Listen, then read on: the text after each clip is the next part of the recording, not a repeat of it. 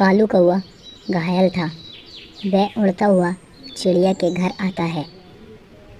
चिड़िया बहन, बुरे पक्षियों ने मेरे परिवार को मार डाला।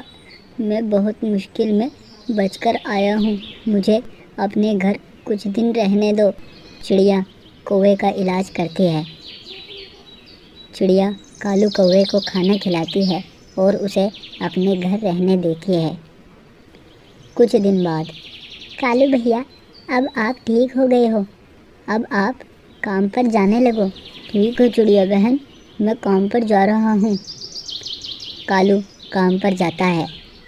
वहाँ उसे उसके दोस्त मिल जाते हैं। भाइयों, आप जिंदा हो? हाँ कालू भैया, हम जिंदा हैं, पर हमारे पास न खाने को कुछ है न रहने को कुछ है।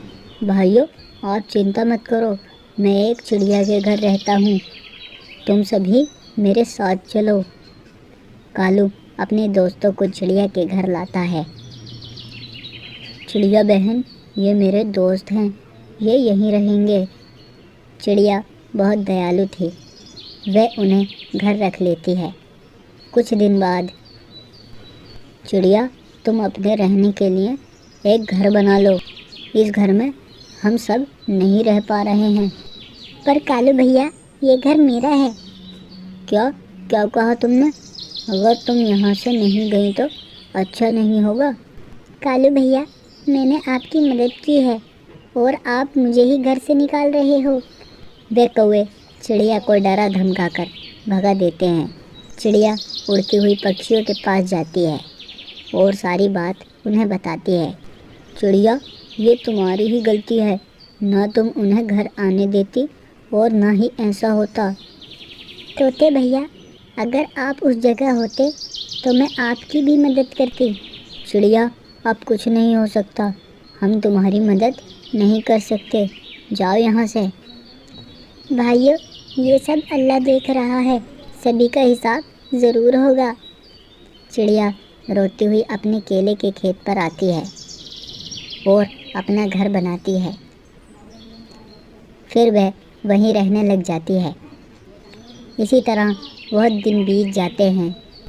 भाइयों, मैंने सुना है उस चिड़िया की केले की खेती है और उसने अपना घर वहीं बनाया है। अच्छा भाई लोग, चलो वहाँ चलते हैं।